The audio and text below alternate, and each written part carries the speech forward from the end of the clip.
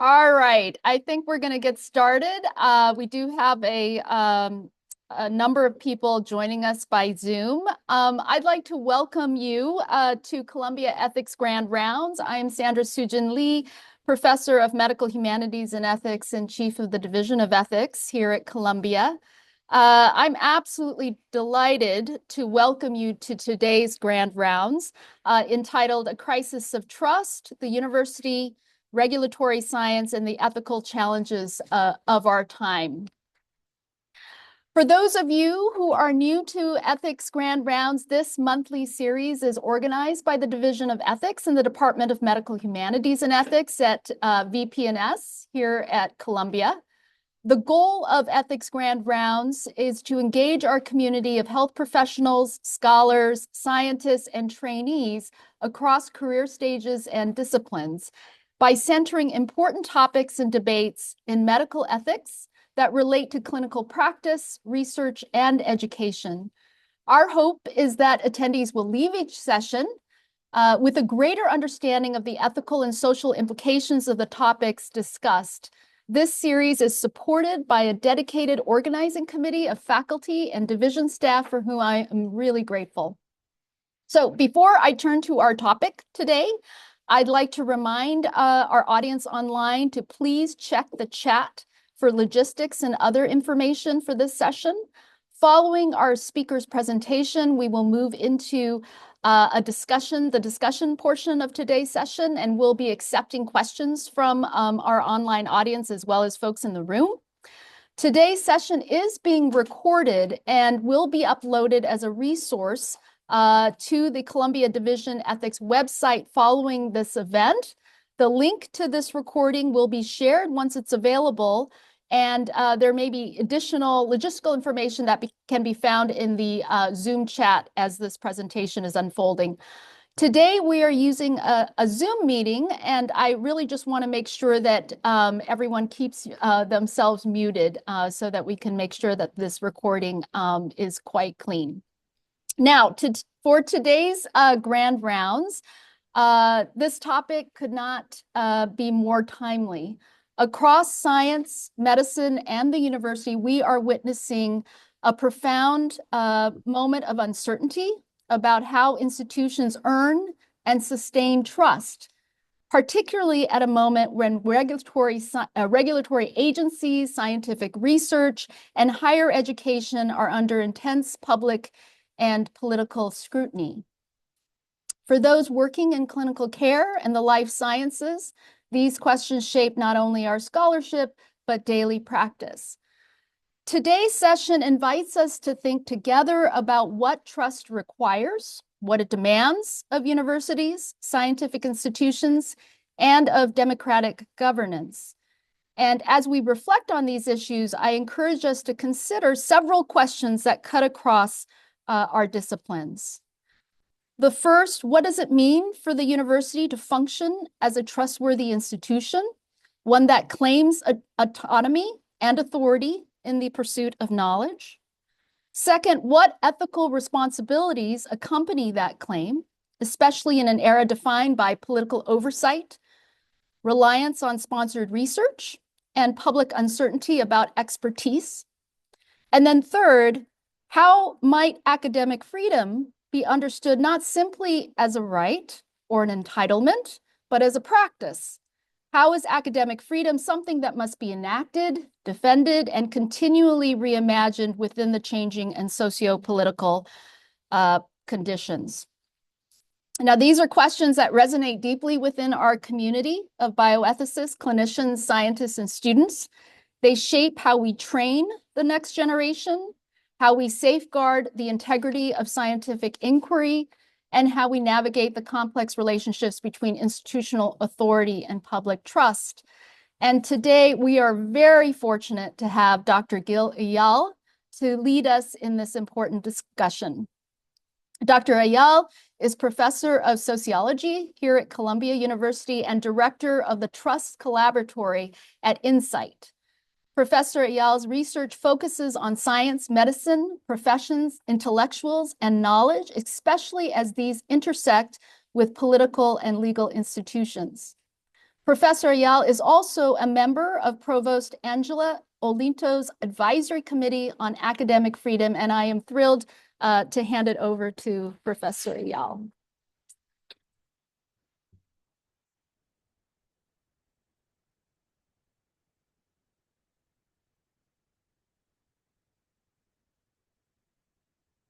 Oh, okay. And can you hear me? And online they can hear me. Right. Okay. Yeah. Thank you, Sandra, for this invitation and for the kind introduction. I can start, right? You can start, but I'm going to tether you to the camera so that the Okay. Zoom folks can see you. All right. Okay. I'm in the center. Okay. All right. Something is changing right in front of our very eyes in the relations between science, medicine, and politics. Throughout the second half of the 20th century, the beginning of the 21st century, the relations between science, medicine, and politics in Western liberal democracies held a tenuous equilibrium of mutual dependency punctuated by conflicts and tensions and clashes, and showing signs of gradual erosion of trust. This is sort of the description of the patient. The coronavirus pandemic, however, tipped the scales in the direction of a full-blown crisis.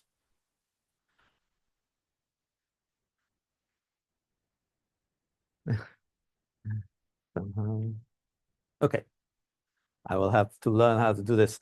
So what I mean by crisis is the fact that the institutions created in the 20th century are no longer able to contain and manage the tensions and conflicts that underlie them. These institutions are under political attack, no doubt, but the attacks were made possible by the fact that public trust in these institutions has declined, and because they have come to be seen, especially during the pandemic, as part of the problem rather than part of the solution. So I'm using the word crisis advisedly. We have the word crisis from Greek medicine, where it meant a turning point in a disease, a change which indicates either recovery or death. I think we are on a similar inflection point, maybe not as dramatic. I know we all wanted to stop and go back to the way things were in the past, and I don't think it's likely. Even if the political situation changes, the vulnerabilities of existing institutions have been exposed. The conflicts and tensions that they managed in the past have resurfaced, and we better make use of the opportunity to diagnose these problems and imagine the sort of reforms that may redress them. Now, let me make this a little bit more concrete. What institutions am I talking about, and what is happening to them? So first, regulatory science. In liberal democracies, regulatory science is the most important interface between science, medicine, and politics. These institutions, the FDA, the CDC, the EPA, OSHA, were taken over, downsized, and neutered in early 2025 as part of a larger campaign to dismantle the administrative state and bring it under direct control by the head of the executive branch. The leadership of these agencies, as well as advisory committees, is now composed of science skeptics and representatives of industry, and their theories are official government policy. Another institution is basic science.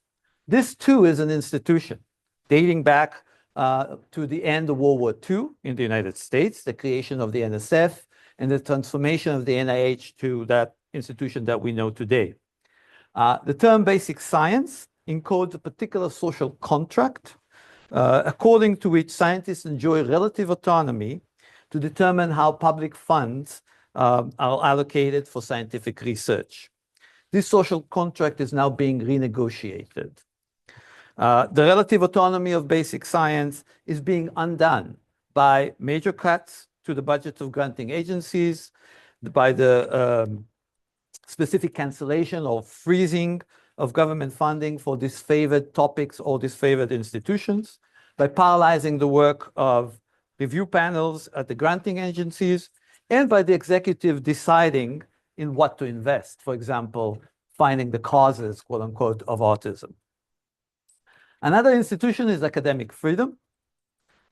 It means the relative autonomy of American universities to foster a culture of critical discourse on their campuses, where professors and students are free to research and teach on the basis of scholarly standards. This too is being challenged and limited. Certain phrases, concepts, theories have become taboo or pretext for politicians to push for state supervision of admissions, curriculum, and speech in universities. The pressure is exerted via subpoenas, legal threats, but most of all through cutting federal financial support for research.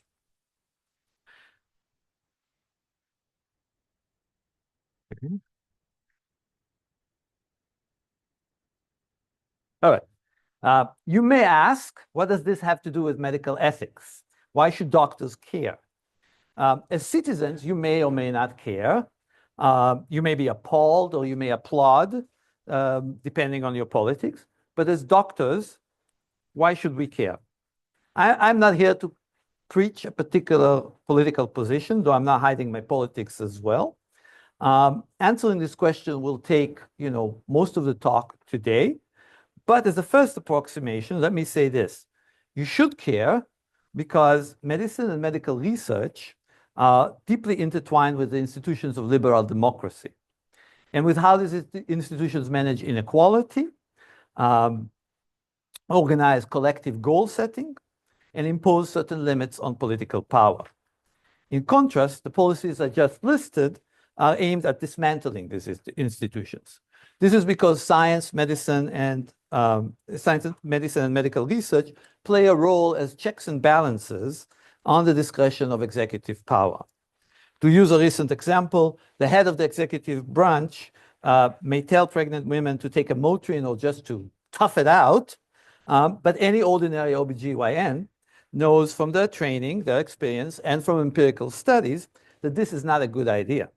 And American courts draw on testimonies of medical experts when they evaluate whether government policies pass the test of rationality and empirical evidence. And they may strike them down if they don't pass the test. So you see, regardless of one's politics, medicine and medical science are inextricably intertwined with how liberal democracies govern themselves. This is why the current struggle over checks and balances reaches all the way down to the clinic and the laboratory. Now, I'll start with regulatory science because this is where the crisis started. Regulatory science is like the middle lane in a three-lane highway. Politics is the fast lane because it needs to arrive at a decision about how to act. Science, basic science, is in the slow lane because it doesn't need to make a decision about how to act. You can always run the experiment again. Regulatory science is in between them, in the middle lane where the fast and the slow must adjust to one another. That's why the typical device of regulatory science is the cutoff. The cutoff is a hybrid of policy and science. It is based on scientific research, but it operates as a trigger for when to act. This hybridity sets up regulatory science as particularly vulnerable to criticism and mistrust. First, we need to recognize that regulatory cutoffs are a way of managing inequality, managing and justifying inequality. Regulatory actions typically have profound and often irreversible distributive consequences. They create winners and losers. Remember the little number that used to rule our lives during the pandemic, the positivity rate. Set the cutoff lower and businesses will suffer the economic consequences. Parents will not be able to send their kids to school, but set it higher and other people will suffer the consequences of increased infection rate. You can see why I said earlier that regulatory science is deeply intertwined with how liberal democracies manage inequalities. These are inequalities that are due to a visible hand, namely regulatory action or inaction. They need to be legitimated. This is exactly why the FDA invented the term regulatory science in 1976. The emphasis was on the second word, science. The agencies wanted to impress on their critics that even though this was state intervention that benefited some and harmed others, it was science, namely objective and neutral, justified by a certain factual state of affairs. But this never convinced anybody. You know very well that determining a cutoff involves a heterogeneous calculus that combines scientific findings with cost-benefit analysis, legal analysis, questions of implementation, projections about how people will react, and value choices. Let me give just one example because it's pertinent to the present crisis. The childhood vaccination schedule recommended by the Advisory Committee on Immunization Practices. You know that a major bone of contention is the way in which the schedule bundles together several shots at the same time. By some estimates, about 25% of American parents ask their doctors to slow vax and unbundle these. Why are they bundled in this way? There are definitely scientific reasons, but there's also the fact that poor families cannot be expected to go to the doctor several times a year, each time pay a copay, lose work days, etc. By bundling the shots, the committee adapts the schedule to their needs as a way of guaranteeing maximum coverage. This is a policy choice. There could be other policies that get us to herd immunity. So when you tell people to, quote unquote, follow the science, rather than explicate the ethical dilemma that the policy negotiates, you're likely to increase mistrust in regulatory science. This example leads me to the third point. Regulatory cutoffs are typically decided by a process of organizing expert consensus. Membership in the committee is carefully selected. Disagreements are represented, but within certain bounds. The work is done behind the scenes to negotiate the disagreements. However transparent the process aims to be, there is always a carefully protected backstage. This is why trust is so important. Trust is about the backstage, the gaps and missing pieces that are not seen or articulated. Trust is inescapable. We all have to trust something or someone. The real dilemma is not whether to trust or not, but whether I can persuade myself and others that my trust is responsible and not blind faith. To trust regulatory science cutoffs is to use what you can see on the front stage as evidence to convince ourselves and others that trusting without knowing the backstage is responsible trust and not blind faith. Now, it has become much harder for people to perform responsible trust in regulatory institutions. Just think about it. Profound distributive consequences, guided by a heterogeneous calculus, are decided by a handful of people through a process that excludes participation by others and that is at least partly shielded from scrutiny. And now, add to that the fact that the cutoffs keeps changing. The recommended dietary allowances, I don't need to tell you, have been changing constantly. When and how should women get mammograms? Keeps changing, and all contradictory guidelines are issued. It is not surprising, therefore, that regulatory science agencies suffered from a trust deficit already before the pandemic. And note the boomerang effect. Sorry. The American state was faced with a legitimacy deficit. It called upon regulatory science agencies to stand in the breach. This was a scientization of politics. When they did, however, they themselves became polluted and suspect, a politicization of science that feeds the cycle. But the pandemic accelerated and exacerbated this dynamic. And like the crisis of an illness, brought it near full-blown collapse. The current attack on the agencies is the political after effect of the pandemic. This has to do with the nature of trust. Trust is all about time, duration, timing, sequence, speed. That's that's why regulatory science agencies normally take their sweet time. If it is necessary to change the cutoffs, they dramatize the time of deliberation to ensure that we can perform responsible trust. But during the pandemic, the changes in guidance came fast and furious.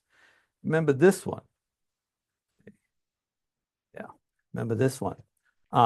Or remember what they call the development of their vaccines, warp speed.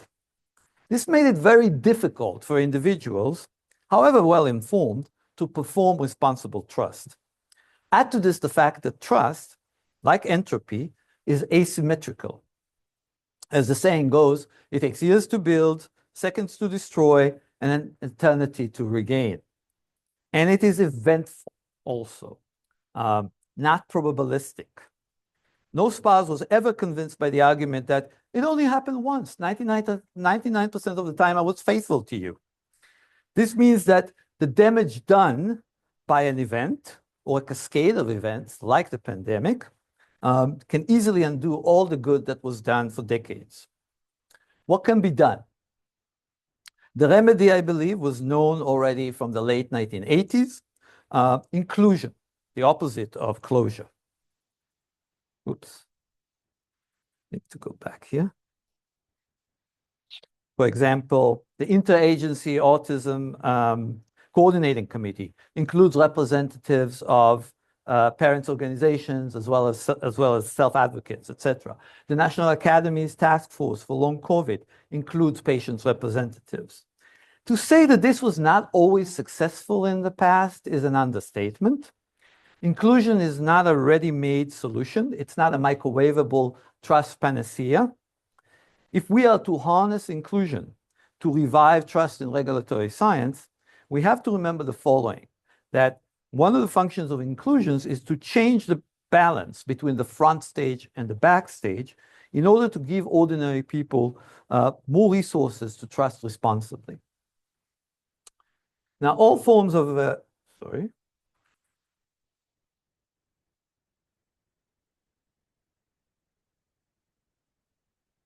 Now, all forms of inclusion have to negotiate a basic dilemma.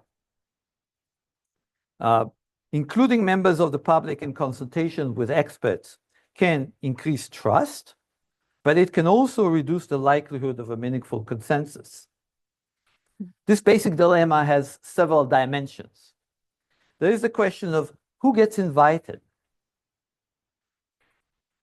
If you try to organize consensus by means of inviting only those people you can count on, it can easily appear as a sham. But the broader you cast the net, the less likely you are to end up with consensus.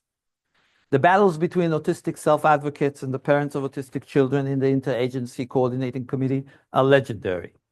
Nonetheless, my sense is that reforms of inclusion should be tilted in favor of a broader participation. And yes, we should include exactly those who seem the most mistrustful. I don't like terms like anti-vax or science denialist. These are fighting words that exclude and increase polarization. They're also inaccurate. Surveys show that many people who mistrust regulatory science tend to be well-educated. Mistrust is not due to ignorance. Remember, the point is to give people, especially the vaccine hesitant, resources to trust responsibly. Inclusion of diverse viewpoints, sacrificing quick consensus in favor of breadth, this is the way to do this. The trick may be how to identify and reach and include the silent stakeholders, those who do not make a lot of noise, the vaccine hesitants who are not organized and vocal. Then there is the question of when to invite them. The more upstream you do, the more trust you will generate. But also the slower the process, the more what is called inclusion friction, as they call it, and the slower and more uncertain consensus formation.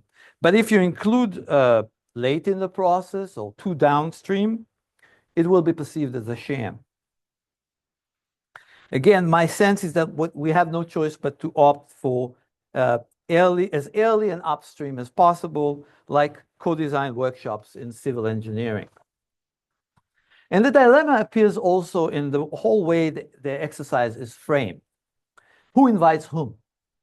Almost all inclusion measures up till now have been framed as institutions opening up and inviting patients and stakeholders in. They are the ones who are throwing the party. They are the ones who are compiling the guest list. They are the ones who are making the playlist, the agenda.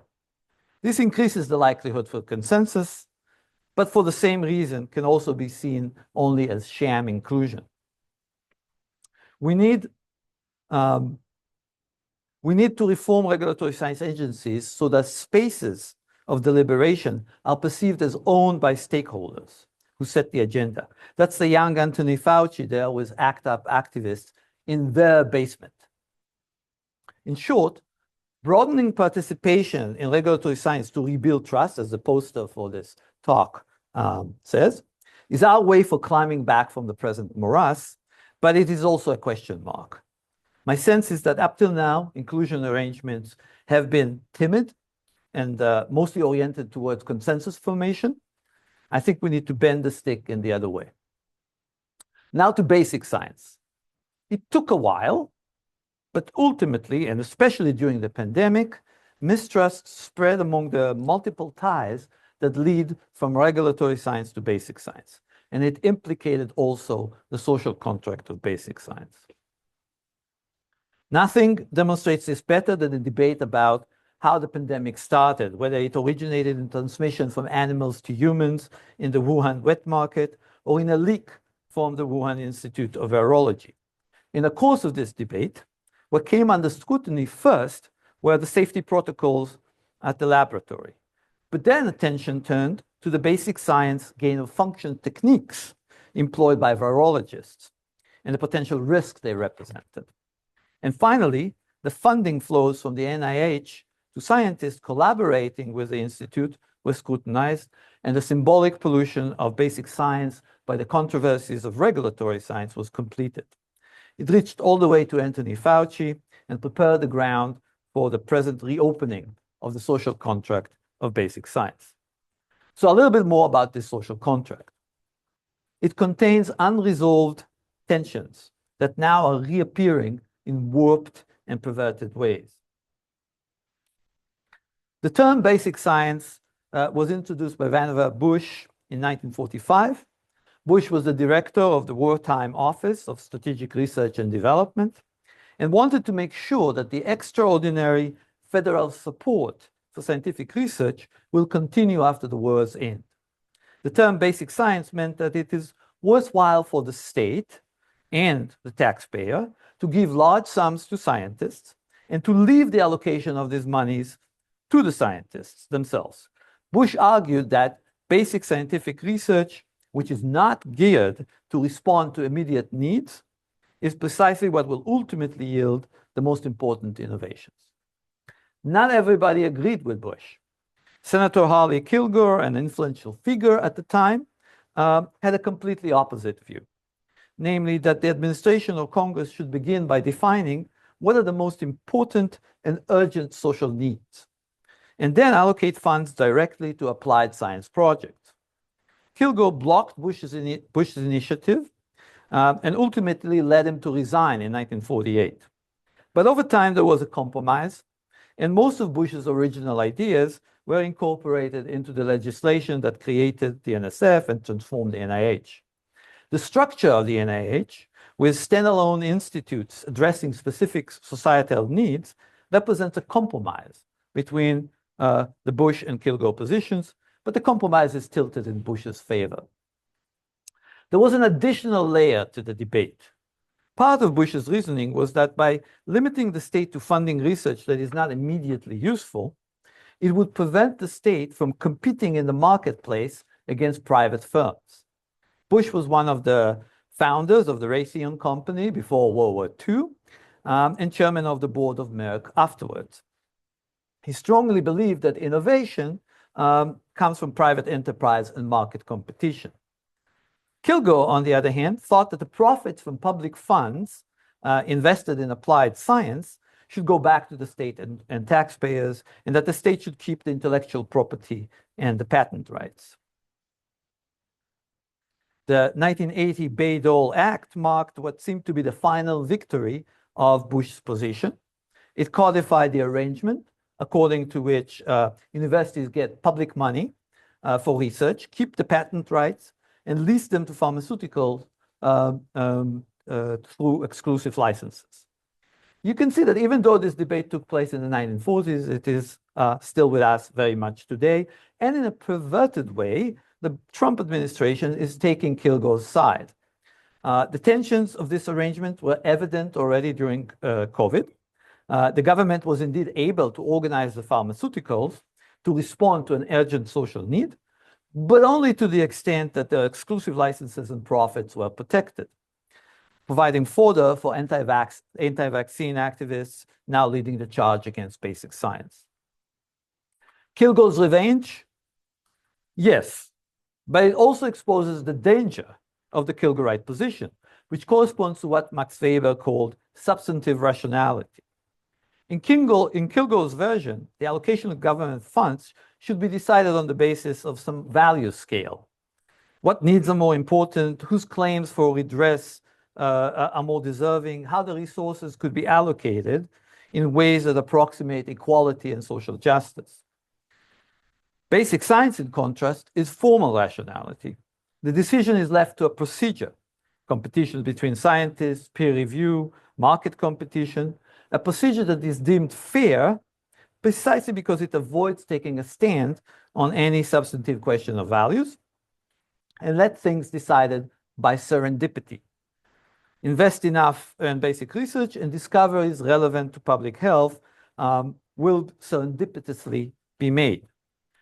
Encourage market competition, and the quest for edge, profit, and market niche will again lead to serendipitously discoveries and useful treatments.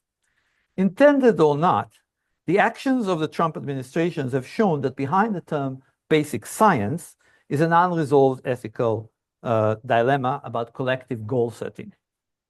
Weber said that this is an irresolvable antinomy of modern society.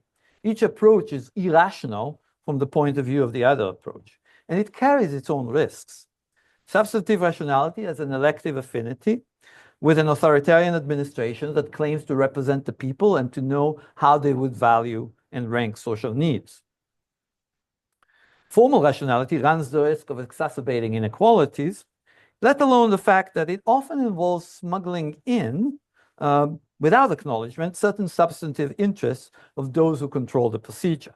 Many critics have noted how the NIH dedicated most of its funds in the early decades to the diseases inflicting older white men. I do not believe a return to the status quo ante of basic science is feasible or desirable.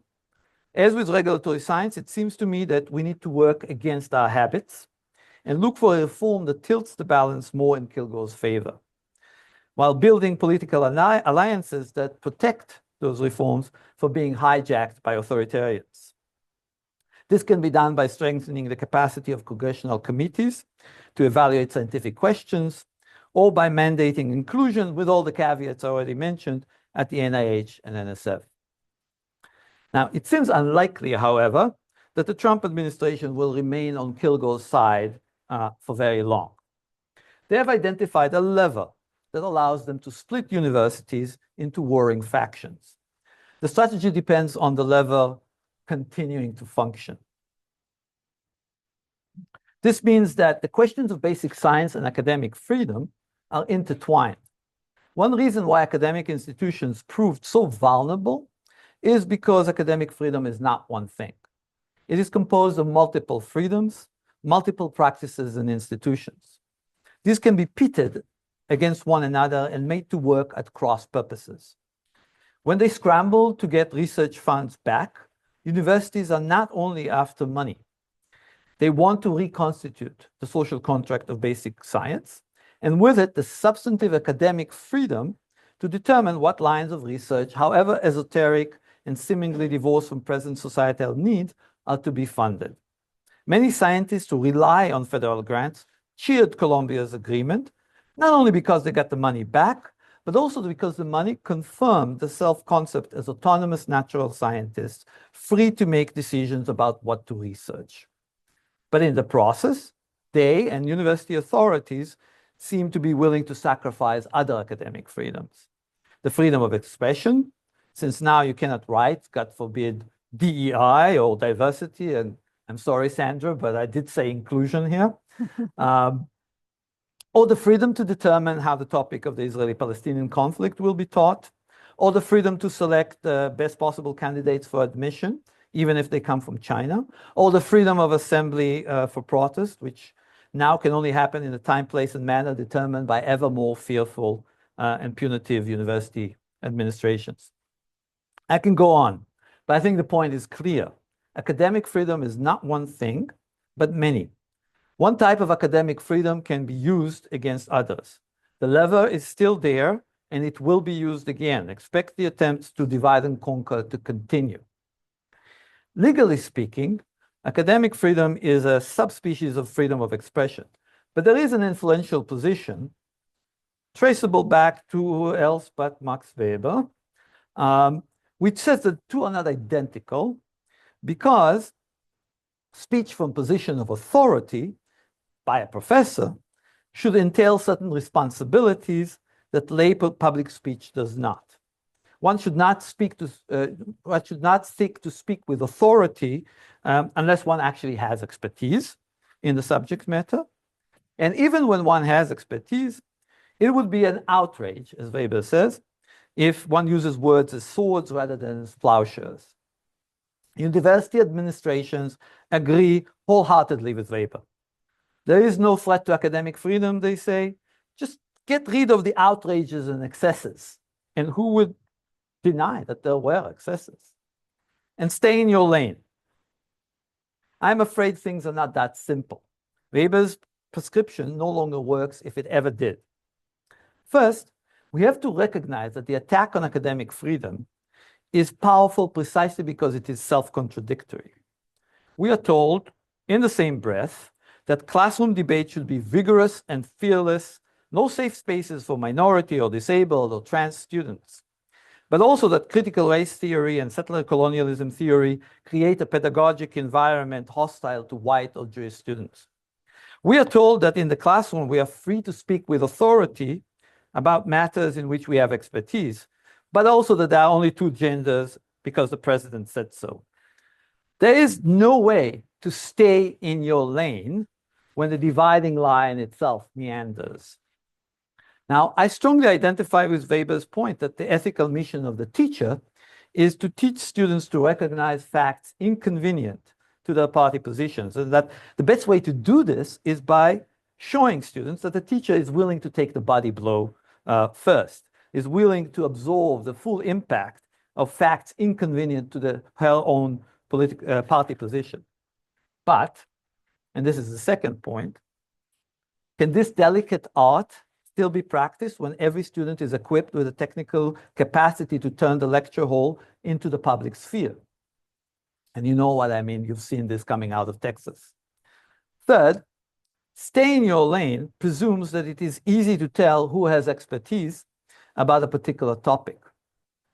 Basic scientists are secure in their position as experts because, as the sociologist Pierre Bourdieu says, they have a monopoly over producing the demand for their knowledge. This is not the case for the social or policy sciences, and it is not the case for medicine either, especially not in this age of patient advocacy and lay expertise.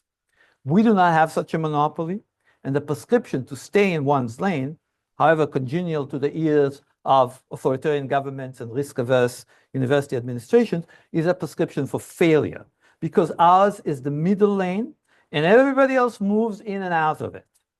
Ours is the lane of wicked problems like COVID. Now, as with my previous suggestions regarding regulatory and basic science, I think we need to reinvent academic freedom for this changed landscape. Academic freedom is a practice, not a thing. This means two things. First, that academic freedom cannot be possessed as an entitlement, whatever legal guarantees you think you may have for it. You can never be confident you have it as a secure possession. If you don't practice academic freedom, you will lose it because it is hedged around by a lot of countervailing interests, including other forms of academic freedom, as we already saw. Second, it means that we don't quite know from day to day how to be free. Freedom is an experiment. How to practice it now and here remains to be discovered. Once again, the temptation is to hope that we can return to the way things were in the past, but I don't think it's possible. It is not just the intrusion of the camera into our lecture halls, but also the fact that our students are less and less deferent to credentialed expertise, and that the subject matter of our expertise, whether it is autism, vaccine, gender, COVID, long COVID, you name it, are political matters whether we like it or not. They are wicked problems where the line between science and politics constantly meanders. This suggests that perhaps academic freedom can be protected not by separating the lecture hall from the public sphere, but by turning our lecture halls into the kind of public sphere that we would like to foster. Teach as if a camera is recording us, not because we are afraid of that gotcha moment, but because we are teaching students how to resist the temptation of the gotcha kind of debate. Acknowledge where our expertise ends and perhaps politics begin, not in order to stay in our lane, but because we are teaching our students how, as informed citizens, to debate technical matters of public concern, where the line between politics and science, between ends and means, is itself up for grabs. And encourage students also to question the line between credentialed and lay expertise, not in order to devalue the former, but to model how knowledge creation is a collaborative endeavor where premised on each party recognizing facts inconvenient to its own position. Thank you.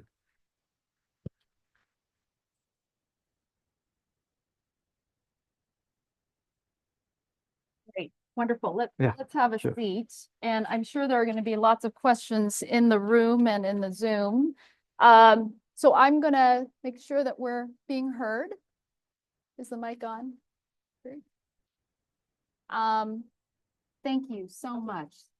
You've given us so much to think about, and I'm going to start us off with just a few questions. I actually want to lean into what you said about inclusion. So you said that we need new forms of inclusion that need to be tilted in favor of breadth, and breadth of perspectives, breadth of lived experience. And I'm wondering how you think about that in terms of the institution, the university. What should we be doing to further that? And how do you distinguish that from viewpoint diversity, which has also been proposed as a solution? Yeah. I'll leave the viewpoint diversity for a little bit later, but so I can give an example from, I'm involved with engineering, civil engineering lab, CS3 here at Columbia, that has test beds for kind of smart city technology in Harlem, New Brunswick, and West Palm Beach. I was brought in to help with public engagement. And it became clear almost right away that they went to the usual suspects, right? In terms of inclusion, how do you include the Harlem community, for example? Well, they went to people who are recognized as leaders, or to particular, groups like the business owners on the 125th Street corridor, as my my input there was to say, look, the Harlem community is something a lot larger, and whoever you're bringing in, you're leaving some other people out. You need to increase the breadth of inclusion. So, for example, for those co-design workshops that I was showing there, these are taken from CS3. We went further out in terms of like who is impacted by this technology. Older people are impacted by this technology or can benefit from it. Blind and low vision people. are impacted by this technology. So we brought this kind of constituencies to be included. So, and the other meaning of inclusion, breadth of inclusion, that touches on viewpoint diversity. It was here. I presented here. I said, you got to bring in exactly the people who don't trust you, right? For example, the vaccine, the anti-vax people, they will be there anyway, actually, because they're well organized. But also people who are hesitant and worried about vaccines and are not as organized, you got to bring those in. So that's what I would count as viewpoint diversity.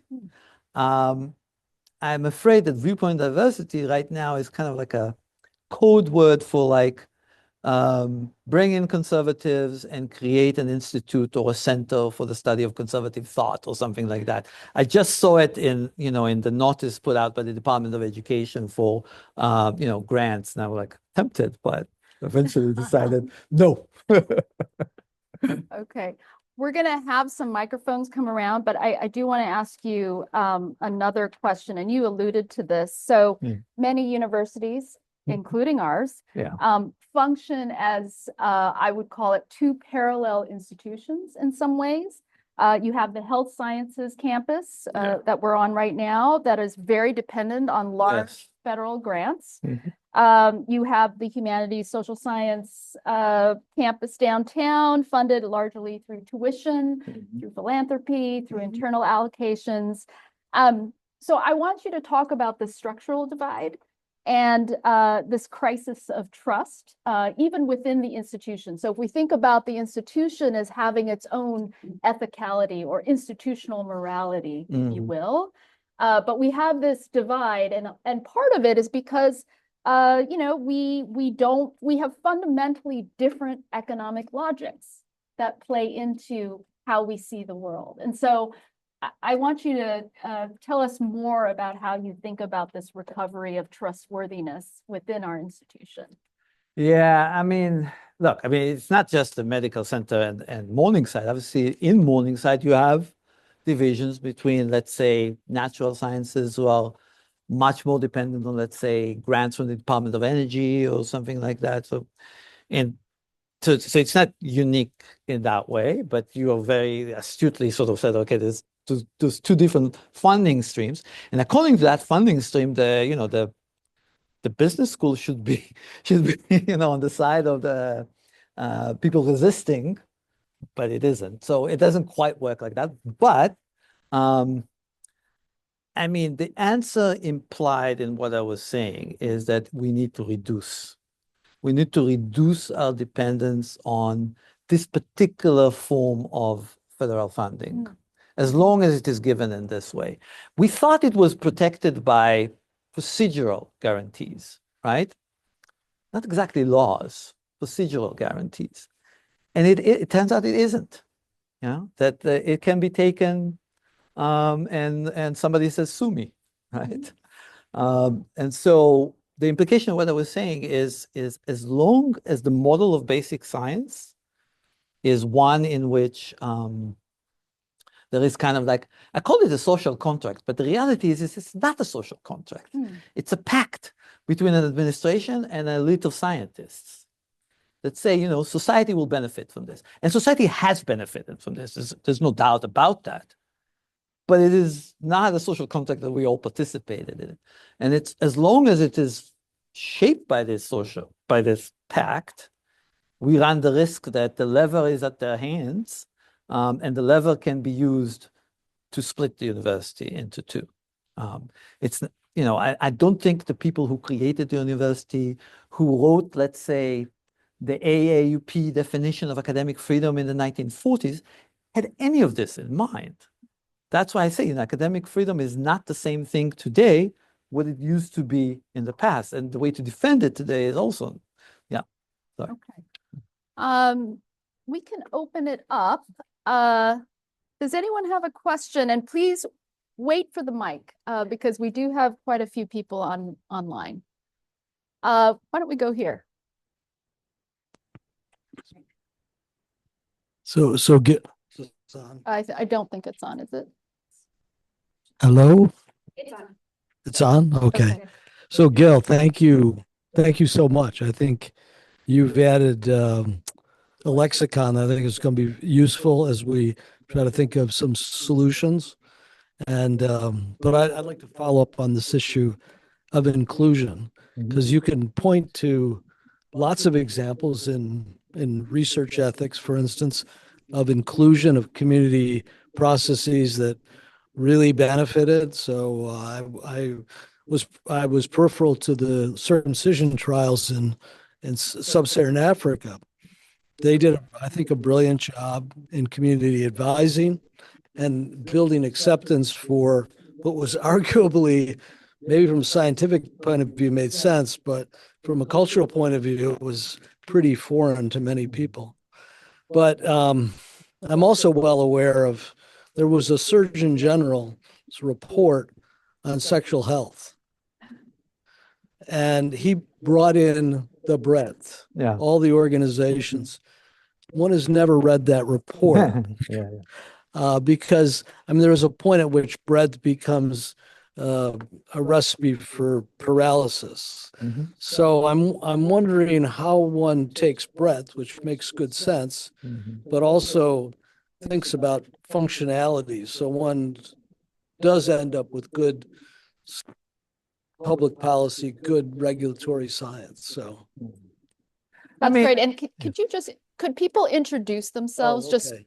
Sure. John Santel, I'm in population and family health and pediatrics. great. Thank you.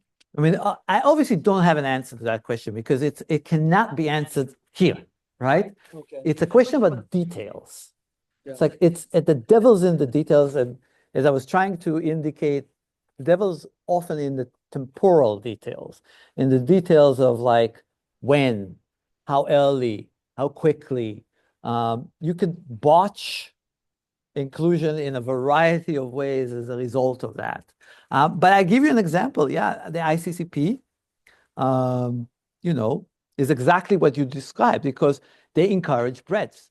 They have no other way of winning any support if they don't include companies as well and governments who, are skeptical about, climate change and critics as well. And they managed to, I mean, what did they manage to do? We don't know yet. We'll find out in 50 years. But they managed to create a report that people do read, if you have enough time, or at least the executive summary, and to influence government. So it's not impossible to do. Definitely enormous amount of thought went into who to include, um, and how to limit. You're right. How to limit the degree of chaos or mayhem or what is called inclusion friction when you indeed open it up. I just think that at the moment, given the levels of mistrust in regulatory science, this is the way to go. Even at the price, that it's going to take more time and there's going to be more chaos, maybe. Yeah. Another question back here.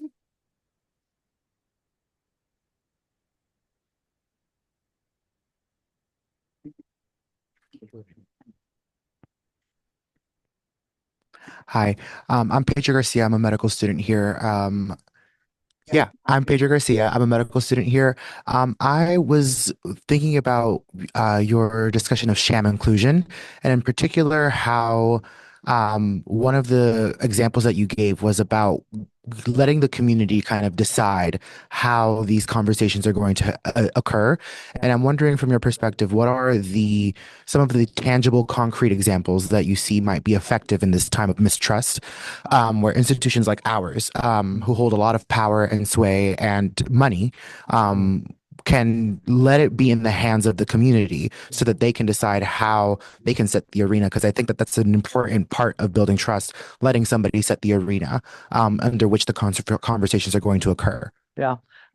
Here's an example. Um, I forget the research, but I think this is something that was done by the army. Um, and it was about citing of places where you dispose of certain kinds of munitions, etc. And obviously, it impacts communities. Now you can include community member and have like environmental impact session, right? And everybody come to like a public hearing, and the engineers stand on top and they tell everybody, oh, you have nothing to worry about. That's a sham inclusion, right? Because they invite everybody to come, they set the agenda, and most importantly, the expertise resources are all in one place, right? There could be other areas of inclusion where there is a lot of expertise resources in the community itself, but not in that case.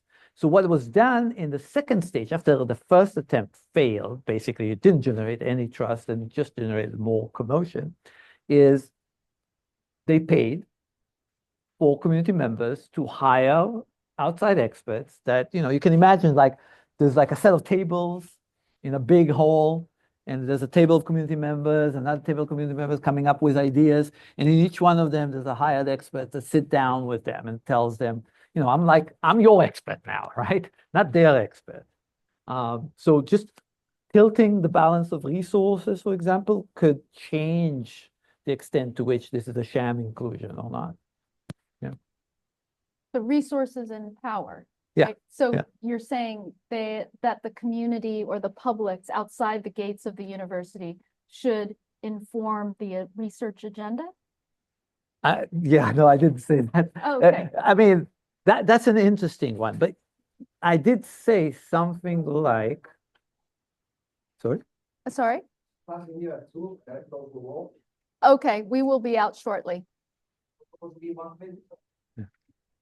Yeah, I mean, I did say something like, perhaps one of the solutions is inclusion at the NIH and NSF. Namely, we have panels that decide about grants, but we also have panels that decide on, priorities, right? Mhm.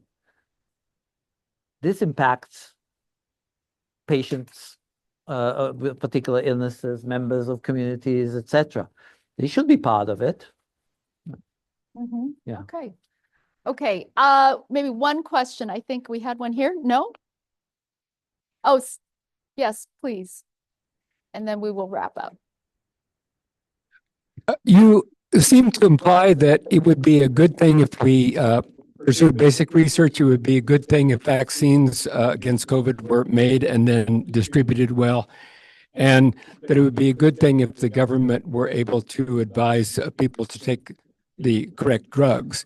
And I was wondering if those are functions of liberal democracy, or if an authoritarian system like China, in fact, does better on all three of those things: sponsoring basic research, creating and distributing vaccines, and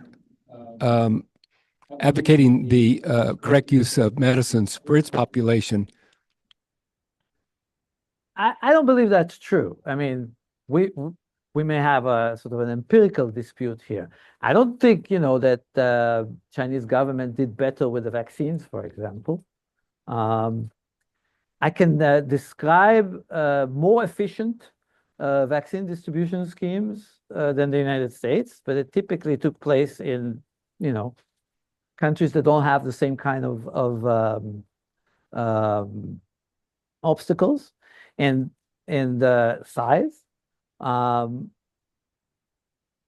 do think it is definitely what defines liberal democracies is the role that science and medicine play in them, as sort of checks and balances on the government, but also obviously informing, government action. I don't think. I mean, we will have to talk about this, but my reading of the Chinese record is not that it was so successful with those measures. It was very successful, and then not with quarantine measures. Yes, with like essentially blocking movement and keeping people locked in their apartments for a very long time, and then like pulling the plug and letting 1 million people die. That's my read of what happened there. Yeah. Okay, we could continue this conversation, but please join me in thanking Professor Eyal. And thank you all for your great questions. We have surveys. Please do fill those out. We will be returning in February 17th with James Colgrove, which we're really excited about. So please stay tuned to our our listing.